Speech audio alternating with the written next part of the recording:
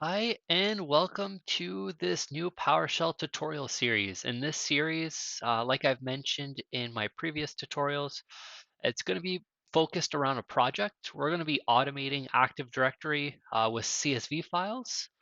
So we're going to go and create the scripts from scratch with the CSV file. I'll show you how I generated my CSV file, and then I'll show you a few other things, basically just how to get the Active Directory module. I'm also using the same setup that I've set up in the Hyper-V tutorials, so I'll be putting a link to those tutorials in the description. So make sure in this video, I'll just be going over the project. So if you want to follow along, starting on the next video, make sure you follow those two tutorials, and you'll get your Hyper-V setup and Active Directory setup, and then you'll be able to go along with this. If you already have an Active Directory setup, then that should be good to go. So firstly, I just want to go over what we're doing in this project. So we're going to be taking a CSV file, a very simple one at first.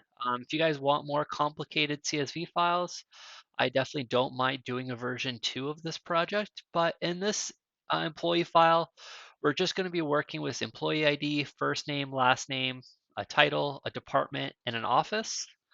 By all means, if you have other types of data like manager or another file maybe with like or other fields in your CSV file to give you like the street address, you can definitely add these in.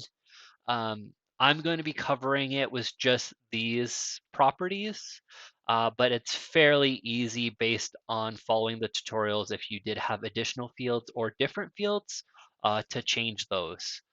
The other thing that I wanted to go over with you guys is the Active Directory module. So right here, we actually have the documentation from Microsoft. So basically, the easiest way to get the Active Directory module is by installing the Rsat tools. Now you can easily come to this article, and I'll be putting the link to this article in the description as well. It'll tell you how to install the Rsat tools. If you're using Windows 10, once you install the Rsat tools, you'll be able to do like the get AD user commandlet fairly easy. I'll be running this from a server that has Active Directory installed. So I'm not going to be running this from a PC, but if you're running it from a computer that's just connected to the same domain as your Active Directory, as long as you have the Rsat tools installed and you have the permissions to interact with Active Directory, you will be able to do so. If you have Windows 7, you will have to run a commandlet import module Active Directory in order to get those commandlets in your PowerShell session. But it goes over all that in this documentation. So definitely feel free to go look at this. It'll have a lot of the commandlets we're using. I'll show you a few today, just as basic commandlets and how I kind of figured out some of the stuff that we're going to be using in our videos in the future. And also, I used this site here, convertcsv.com, to generate the data. I generated 100 lines and then I just took 10 lines here. And I also ended up forgetting to put a department, so I added departments in by hand, but I could have easily have done that through here, but this would be random, so if you put in some departments, they might not match up with the position. So I just did it this way, and then I added my departments for the 10 users. I didn't want to really do 100, but by all means, at the end of this tutorial series, when we have everything working, I will show you I'll probably pick over 500 lines for a CSV file, and we're going to run it through and we're going to see how well it works. But for our tutorial series, when we're just kind of working with some data to easily kind of see what's going on, I'll be using a CSV file of just 10 lines. Um, And I'm going to try and get my GitHub up and put that CSV file up there for you guys. And I'll be posting a link to that in the description as well. So you guys can follow along with the same data. But by all means, creating your own data is very, very easy with this website that I'll be putting in the description. So this is my server here. So let me just kind of give a focus here on it. So this is my CSV file, like I said, that I'll be working with. And I have the Active Directory already installed and set up with the domain. And I am logged in as an administrator as well.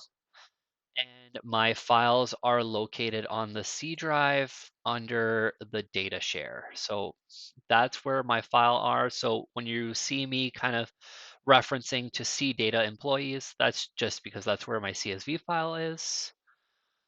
So now let's go ahead and let's open up PowerShell here and let's actually see what we're dealing with the Active Directory module. So let me just make sure that my code is nice and big for you guys here.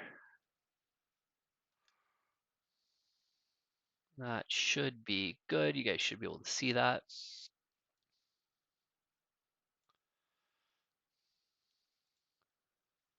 All right, so very, very standard AD commandlets is going to be the get AD user commandlet, and this you're probably going to use quite a bit. So what I'd like to do is just do a get AD user parameter of identity, and we're just going to get our jacked user, and this is the username, the SAM account name. And then we are going to specify a server of jacked. We're going to put that in a string here, jacked.ca, which that is my domain. So if we go back into Active Directory here, we can see that it is my domain name. And then we are going to go ahead and we are just going to put a properties star, which that tells PowerShell to get us all the properties for this user. And then if we run this, we can see that we get a lot of data back. So these are all the different properties in Active Directory. Now you can actually get even more properties to filter. But like I said, we're not working with like a huge CSV file with lots of different properties, but we do see here that we do have a physical delivery office name, an office property, but we're actually going to be using the physical delivery office name. We also have an employee ID, we have an employee number, we have a given name, we have a surname, there's the state, there's a street address. So there's a lot of values that you can set. And you could even see these really if we just opened up this user here, Frederick Tucker. His office is in New York. He's the CEO, works at the Department of Executive Office. Again, all these data, like all my other videos, they're all fictional data. None of these people are real. If they are real, it's really just the luck of the draw. And then we can even go, so in Active Directory by default, this advanced features isn't checked off. Go ahead and you're going to want to click on that, and that's going to give you a lot more options. When you go into a user, as long as you're in the proper organizational unit, you're going to have this attribute editor, which is going to give you all the attributes to an AD account. So not only can you look at them through PowerShell, but you can actually look at them directly in Active Directory, which could be pretty handy if you're having some issues and you just want to go in and set something manually by hand. You can easily set that up. We can edit this employee ID if we needed to. So that's very handy to know, is at least where to go get your properties. Now, some of the other commandlets we'll be using is going to be the set AD user, which is basically going to be used to make our changes. We also have new AD user, which is going to be used to create AD users. And then we have remove AD user, which is going to be used to delete them. but all those can be found in the documentation. I'm trying to keep these videos pretty short. I'm seeing that I'm approaching in the 10-minute mark. All these videos in this tutorial, I'm probably going to keep between 10 and 15 minutes just to keep it nice, bite-sized pieces. And we're going to be breaking down the project into different parts.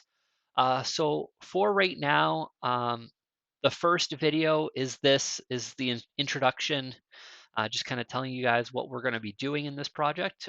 In the next video, we're actually going to get right into it. We're going to be starting by creating the function which is going to load in our CSV data. And then in the third video, we're going to go and grab data from our Active Directory. And then in the video after that, we're going to be comparing those two data sets and so on. So it's really going to be showing you how I break problems into smaller problems, because automating AD is definitely a big project, lots of moving parts, and you want to break those moving parts into the smallest possible sets. This way, adding a feature, updating a feature really kind of goes really quickly, and you're able to get this script working nicely. And instead of coding 1,000 lines and then having to try it out and then finding out that it doesn't work, we're going to be making it into chunks of like maybe 40, 50 lines at most. And we're going to be always able to run it after each video and see the results and make sure that we're getting the proper output that we want and being able to move on. So I definitely want you guys to follow along and definitely code alongside with this, with your own environment, just so you can get a really good feel and play around with different properties. Um, this is a script that you can use if you are in an IT department. Feel free to use it. Um, Make sure that you do test it in a test environment first, just because I'm showing it to you here. There could always be problems, especially with the different types of data, like if you're not using CSV files, or if you are, make sure that the quality of the CSV data is good. Make sure that you actually check it, because sometimes if the department that takes care of your employees can give you that data, it could be fully correct. There might be some duplicate employees. They're going to be the best people to really ask to validate that data, making sure that all the employees are in there, and then just going with your department, making sure that they want you to automate this, making sure that there's no types of policies, or if you guys are already using something like Forefront Identity Management, to manage your users, you don't really need this, but that's a pretty expensive piece of software if you're a small enterprise to be using. We're going to be focusing mostly around the user, but not really the permissions. But definitely in another tutorial, I will be showing you guys something that I've made already in the past. I'm going to be remaking it for you guys in a slightly different way, and that's going to be managing everyone's permissions and making sure that their permissions are set properly. So that's basically it for this video. Make sure to like and subscribe and click that notification bell for when these videos come out. I'm going to definitely try to release about 3 videos a week for this, just so you guys can keep moving, keep coding, and I'll see you on the next video.